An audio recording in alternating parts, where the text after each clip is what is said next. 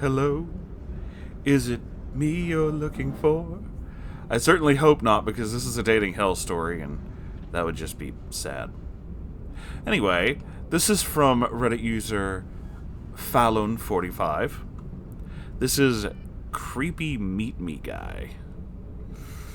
Ooh, well, this ought to be fun then. Here we go.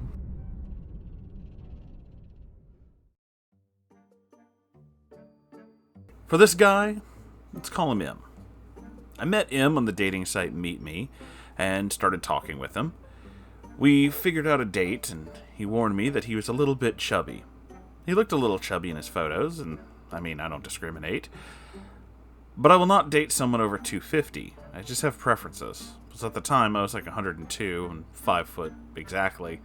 I was worried about being crushed if I did something with a larger dude. He told me he was 250, and we agreed to meet at a local McDonald's to make sure each other was not like a serial killer or something. This is where things start to go wrong. First of all, I greet him, and he is not 250, but 400. Now, I understand that sometimes people are self-conscious of their weight, so I brush it off as that. Due to the fact that he lied to me about this, he would suit me better as a friend than a boyfriend. He would have had a better shot if he had just been honest in the first place. Well, not only that, but you could hear him breathing as he walked. He sounded like every breath hurt, and walking made it hurt worse. And I don't think he had asthma or COPD or anything like that. Nevertheless, I promised a date, and I'm true to my word. I asked him where he'd want to go, and he simply said, McDonald's, as he was really nervous in fancy settings. Which, I get it. I understand social anxiety, and I reluctantly agreed. So we both got some McDonald's, sat down to eat. We start talking, which is good. Then he asked if I would be his girlfriend, which I tell him I only make something official after a couple of dates. I'd like to get to know him more first. Then he unloads on me by starting to wail, like crying wail, about how he's 23 and has never been laid, and that he's never had a real girlfriend, and that we'd seem so perfect, and if he isn't laid by 30, he'll end himself, and he's so alone. Oh, good lord. With this, there went any prospect of friendship, and while he was sobbing, I blocked him on the dating app. I just didn't know how to react at the time. Then he proceeds to get on his knees and beg, yes, beg, for sex in public. In a public place, he is doing this, offering to pay me and everything. Hey, yo, what the fuck?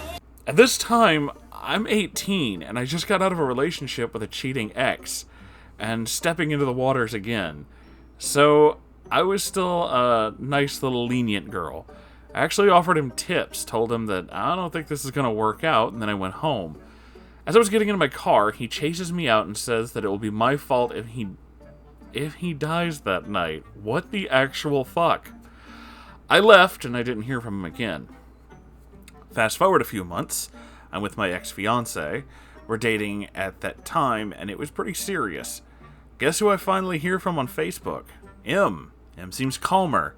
Like I said, still stupidly young and naive and nice, I engage in conversation, asking how he's been. I tell him that I'm in a relationship. He says he's okay, still struggling, but asks for tips. I give him tips, and we have a general nice conversation. He keeps talking about how bad he yearns for sex and how down on his luck he is. I tell him if he wants it that bad, he should hire a prostitute. He makes some lame excuse about cops pretending to be prostitutes as a sting, which is true, I guess, but cops in my state likely aren't as concerned with prostitutes as they are with meth addicts. In fact, I don't think the cops here care as much as long as you aren't, killing the prostitutes. So anyways, I try to help him, even set him up with a couple of friends who were slightly interested. And he does exactly to them what he did to me during our date, and then proceeds to annoy all of the women on my friends list, saying that I was setting them up with him, etc. I get a lot of messages from people I hadn't heard from since high school asking why I was setting them up with this creep, that they are married/dating, you get the gist. I tell them I didn't, and I confront him, and oh, how he denies everything. He eventually gives up on harassing the girls on my Facebook and lying to me, and begs me over Messenger to please just have sex with him. He sits there begging, offering to pay, and then messages my ex-fiancé and fucking begs him too. Oh my fucking lord.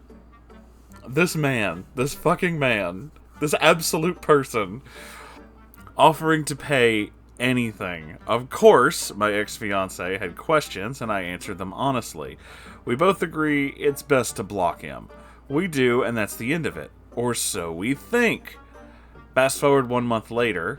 I still had Snapchat at the time, but I wasn't really active on it, and was seriously contemplating deleting the app. He messages again, and I try to nicely tell him that I don't want anything to do with him. He proceeds to sob loudly and beg me why over the phone, and by now, I've had enough, and I realize that being nice is not going to shake him off. It's sad to say, but one of my least proudest moments, and I told him that I didn't want him around me because he's acting like a clingy loser. Then I proceeded to tell him that I only spoke to him for a psychology class experiment. Oof. That made him go away. For a year, but we'll get to that in a bit. My first cousin told me that he went to school with M. M has been like this since high school. He never had much luck with ladies due to his weight, so he reverted to nagging. He had this issue with his now fiancée, as M fancied her and would beg and plead with her. And then when she was with my first cousin, he would beg and plead him as well. They literally had to get the principal and counselor involved to get him to go away. He still messages her to this day under new profiles. Not fake, but new. So after a year, I forgot about M and I get a new phone. Well, lo and behold, I did not label his number, as I only label the numbers of people who are important to me. So anyways, I asked everyone who they are, as I don't realize I could transfer all this information, and wrote down everything manually and voided this. I wind up at M's number. I had forgotten all about it. I planned on deleting it, but I never got around to it. I ask who it is, yada yada, it's him, but he goes by his first name, and I know a lot of people with his first name, and thinking it's one of them, I just go with it. The more we spoke, the more I realized it's him, and I asked if it was him, and that did he know it was me, and he said yes, and he wanted another chance. I told him that I'm engaged. He said that he would pay, again, to please have sex with him and let my ex-fiancé unblock him so he could have permission. Oh dear Lord. I promptly blocked and deleted his number. Never again. And to this day, he makes new Facebooks and approaches me and my ex-fiancé on them asking for sex. I delete those as well.